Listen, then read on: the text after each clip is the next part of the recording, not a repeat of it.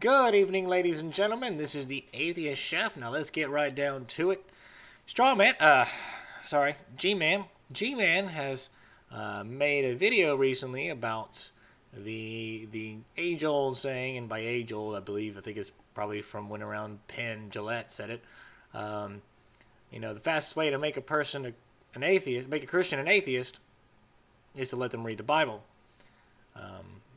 Somebody else probably could have said it before him, but, whatever. That's the first way I heard it. Anyway, so G-Man has basically tried to make a video about, why that's not true.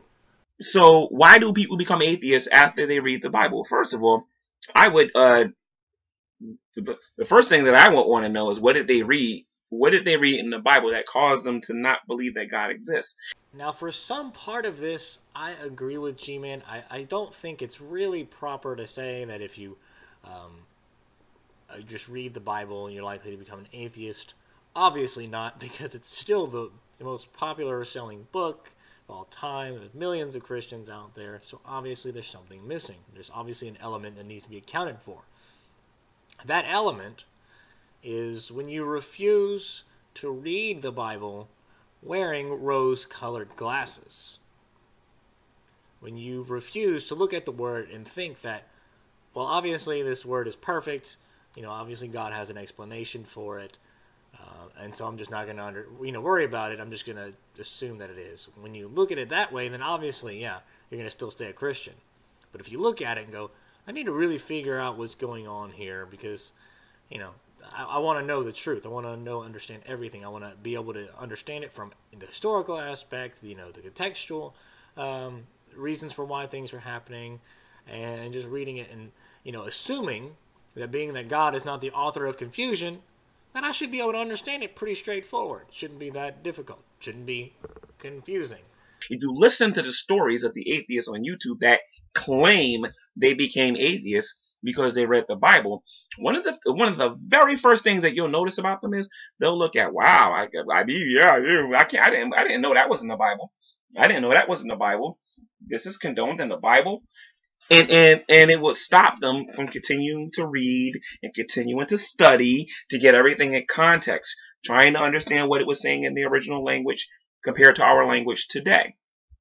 And like G-Man pointed out, man, did I find some things that when I read it, I went, wait, hold on, wait, no, okay, wait, so you mean to tell me that God, just 5 seconds after telling Moses his plans about, Pharaoh and freeing his people, God gets pissed at him because he just figured out that he hasn't circumcised his son, and he's going over to the inn where Moses was staying, and he was going to kill Moses, but thankfully his wife came in with a flint, which is a really sharp rock, cut off his son's foreskin, and threw it on the ground at Moses' feet.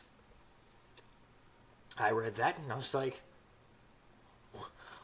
what the fuck? We didn't read that at church.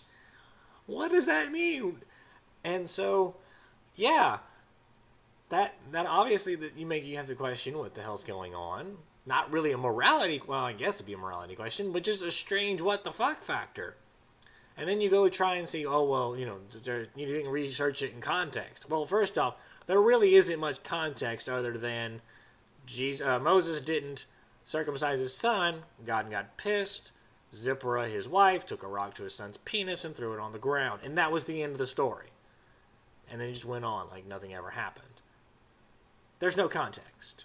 There's no translation of words or anything that I missed out on that because I researched into that. That's pretty much straightforward what it is. Now, yes, there are some situations where you would need to know the context of the words and the meanings, and that can cause some difficulties. However, and as I'll show in more examples, context and the definitions of words ain't going to save nothing. Okay? So the very first thing that you'll notice that they're questioning is the morality of the Bible. No, actually, my first question was, wait a minute, serpents have feet? Okay? They're looking at a God that they still believe in, that they still believe exists, as being an immoral God. See, now here, Strawman, sorry, G-Man, G-Man, Strawman, G-Man, Strawman, G-Man, Strawman, G-Man, Strawman. Sorry, I have a hard time separating them sometimes. Okay, so G-Man is saying that when Christians read the Bible, or, you know, they read the Bible for the first time, or whatever, or they're doubting their faith, that they start questioning the morality of God.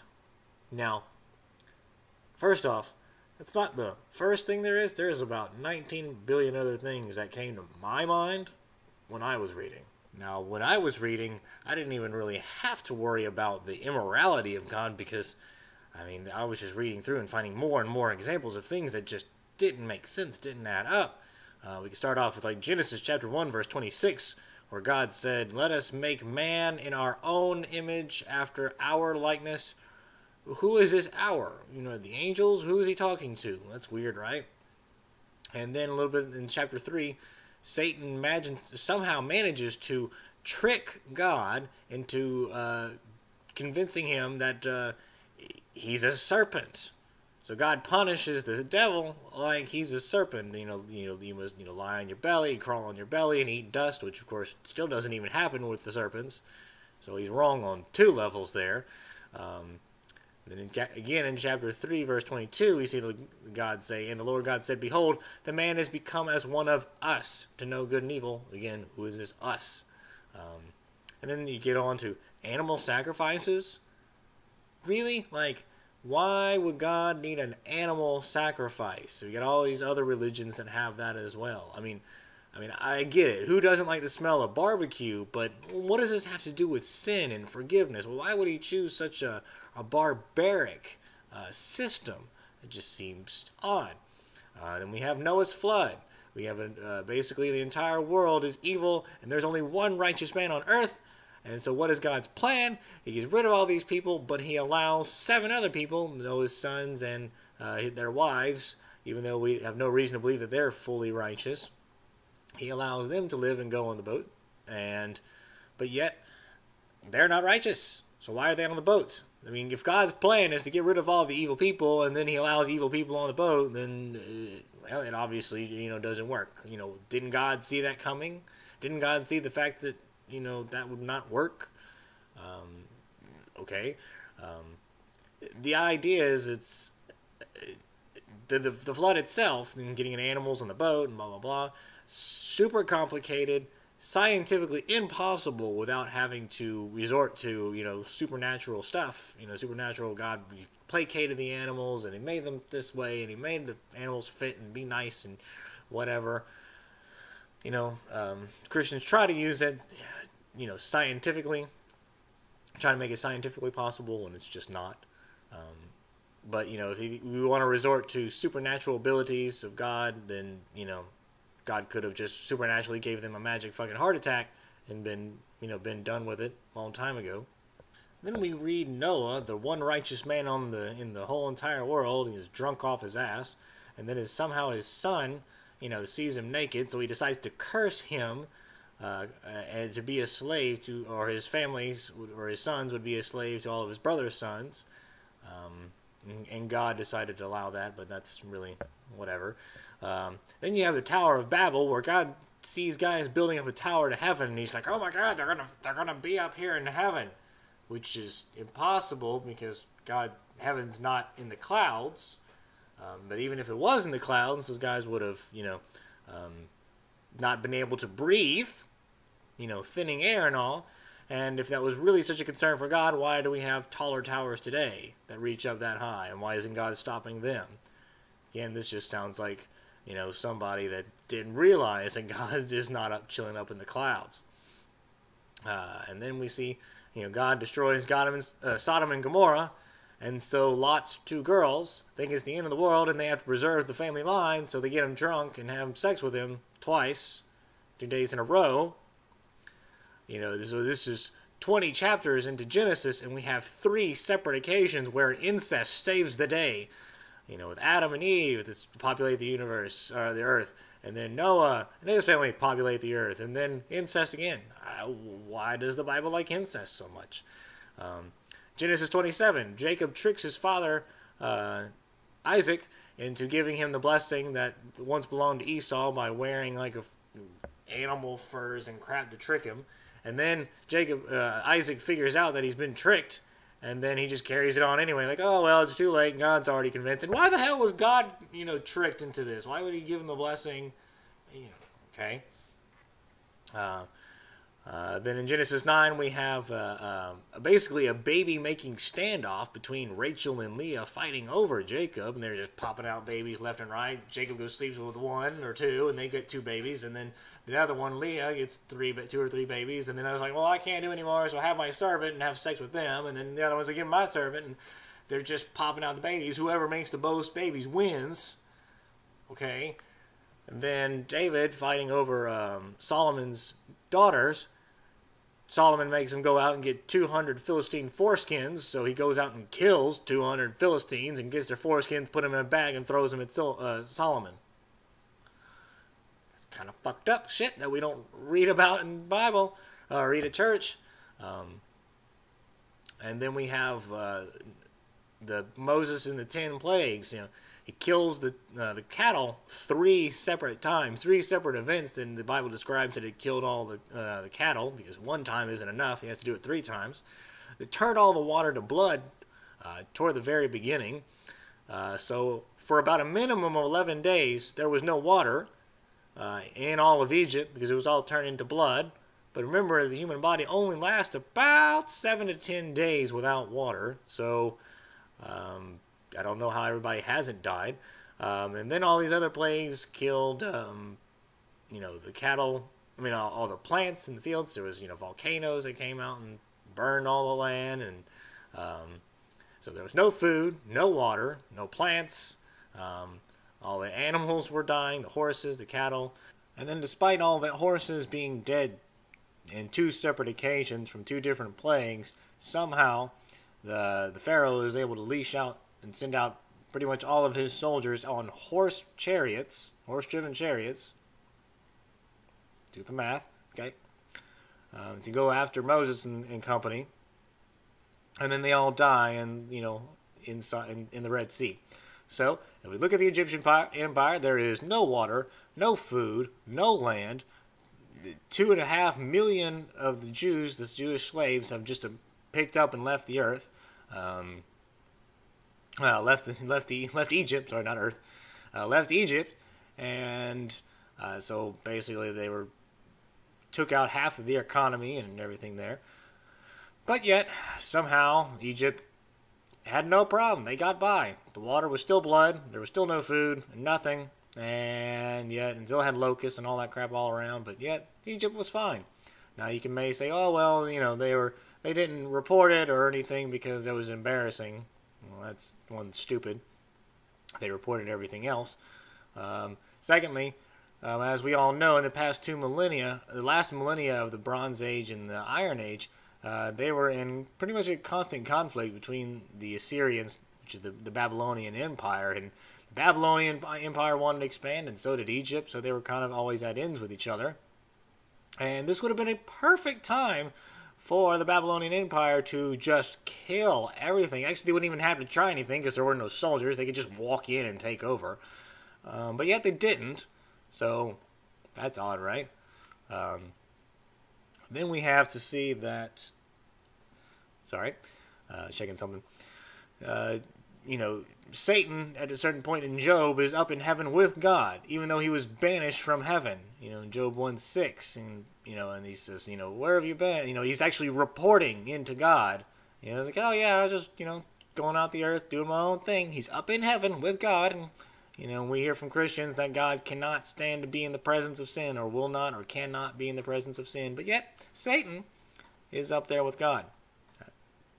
Then we have, actually I don't have the biblical reference, but we have the story of where there was a great famine throughout the land, and these 2 women were running out of food, and one said, hey, look, if we'll boil your son today, we'll eat him today, and then tomorrow we'll boil mine. And then it happens, and the first son gets eaten, and the second one, she hides her son because she doesn't want to eat her own son, and it's a whole story with Solomon, but still, women are boiling and eating their kids alive. And then also another reference where God afflicts an enemy tribe with hemorrhoids. And in order for them to be healed, they had to make golden statues of the hemorrhoids. God also gets credit in Psalms for slaying Rahab, which is also known as Tiamat, a dragon. It was originally famously credited to the Babylonian god Marduk for slaying, but yet we see it in the Old Testament and given credit to God. We also see in Psalms 105 where God has a distaste for figs, which of course we can see later on when Jesus curses a fig tree because it didn't bear fruit. I didn't have to go anywhere near God's morality to question the Bible and its validity. Okay. The question now becomes is how can they worship this immoral God? Are you guys following me here? Okay. How then can they worship this so-called immoral God according to the person that's actually reading the scriptures? Okay. So here's the thing, Strawman. Gman. Now, we don't ask ourselves, why would I want to worship that God? I know I didn't. I can pretty much promise you most atheists that deconverted, or most atheists when they read it for the first time, or whatever, then what they do read is to go, wow, this is completely different from the God that all these other scriptures talk about. The Bible seems to be very contradictory about this definition of God, and God seems to be acting in a completely different way. I think that the God of the Bible is not being accurately portrayed by the Christians. So it's more likely that he doesn't exist because the way that he's defined is completely different from the way he's acting in the Bible. This is not a matter of will I worship this God or not. I just don't think he exists. At least that's how I saw it. Then they begin to say, let me pick up a science book. Let me pick up the Bible. Wow, there's a lot of stuff in the Bible that can't be confirmed with science. God can't possibly exist. Yes, these are the things that go through the head of an atheist when they're reading God's word, when they're reading the Bible. Okay? Because remember now, there's no science because the things that are being claimed in the Bible cannot be verified with science. Let's talk about some of those things. A talking donkey. Okay, let's keep it real here for a minute, guys. A talking donkey. Jesus walks on water, feeds 5,000 people with a couple of fish and a few loaves of bread, and then supposedly there's all these extras that are left. Okay, where all the baskets are full. Jesus speaks and the man rises from the dead. He doesn't give him medicine. He doesn't go to him and perform heart surgery on him or anything like that. He just rises from the dead. Okay, there's a lot of things that happen in the scriptures, like God parting the Red Sea. Okay, manna coming down from heaven. And a lot of these things cannot be verified scientifically according to the scientific community. Okay, the atheist doesn't consider, or the person who's about to become an atheist doesn't consider what he's looking at is supernatural acts done by God. And they're expecting that these supernatural acts that are going to be done by God can be verified by science. Once again, Strawman, and no, I'm not even going to bother correcting myself. You're wrong again. See, all of these examples that you gave out, like you said, were supernatural events. Now, of course, a person is going to say, I don't think these events really happened, but they are fully, capable of understanding that these are supernatural events that God has done and, of course, cannot be verified by science. However, there are a few scientific claims that do defy the scientific understanding of things that were not necessarily because they're supernatural, because they defy the evidence.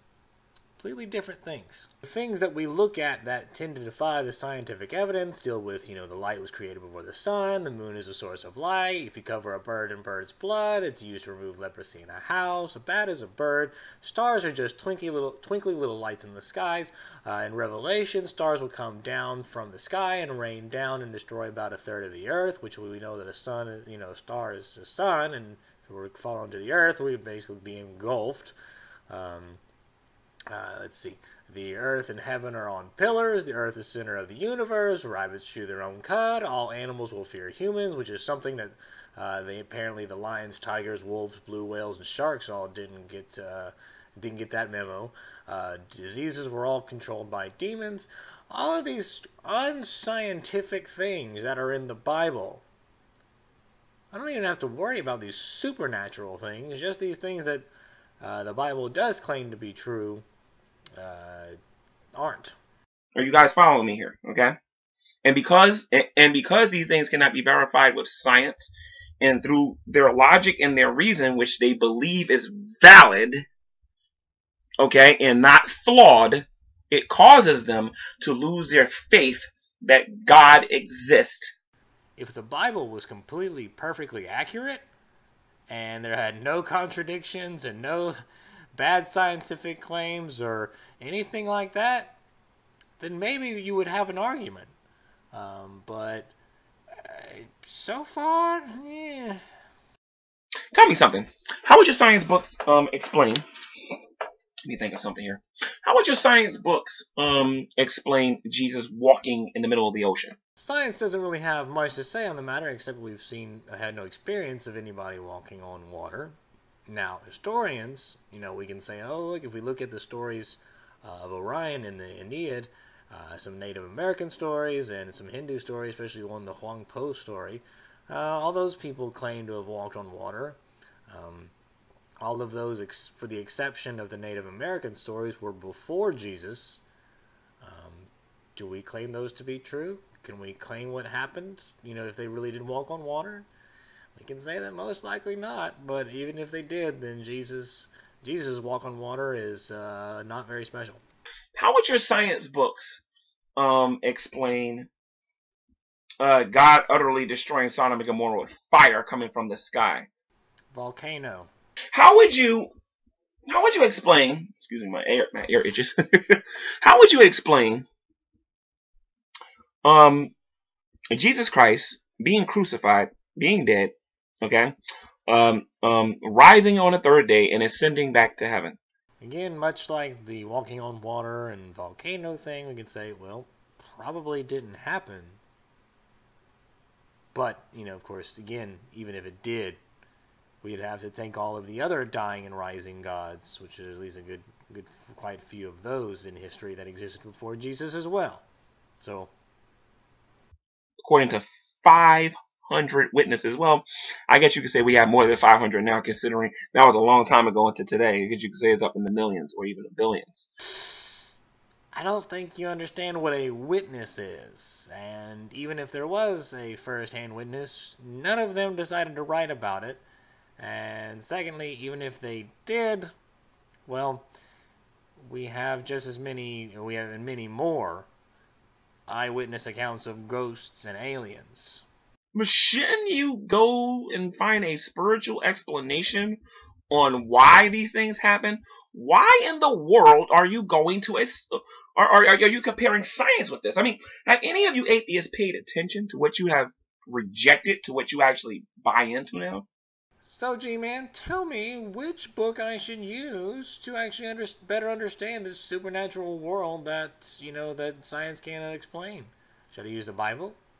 Should I use the Bhagavad Gita, the Vedas, the Quran, the Talmud, the Jinashadaki, Zhangji? Which one? I mean, there's so many other ones. There's so many books that have a supernatural elements to them and have supernatural stories that science, can't explain. Which one should I listen to? You're basically, well, I'll say that for another video. But science seems to be your. Oh, go ahead, straw man. Say it. Say God. Oh, I want you to say God so badly. Please say God. Your foundation on how you try to prove everything. He only said foundation. I was really hoping he was going to say God. But look, again, as I said, Tower of Babel. Bad evidence. The logically inconsistent. And rubbing birds on birds to cure leprosy. Bad science, bad evidence. Yeah, I think when the Bible says crap like that, I can understand why we would not use that as our source for understanding the world around us. You guys cannot see how deceived you guys really are. Okay? Be honest. For those of you out there who claim you read the Bible and you lost your faith, it had to do because you questioned the morality of God. You wonder, wow, how can I worship this God? Let me try some other religions. And then you allow thoughts to enter your head. Well, how do I know this God even exists? Let me go to my science books and see if any of this stuff is possible with the science books that I have. This is just a brief summary of what Gman is claiming, but hopefully I've shown that he's completely off base. I don't know if it's intentional or just a lack of understanding, but it's a complete misrepresentation of the thousands upon thousands of atheists like myself. How reading the Bible turned them into an atheist. We did not just question God's morality and decided that we don't want to worship him, and then decided that maybe he doesn't exist. We just simply decided that we're not going to read the Bible with rose-colored glasses. So that's it, folks. Thanks so much for watching. This is the Atheist Chef. Peace.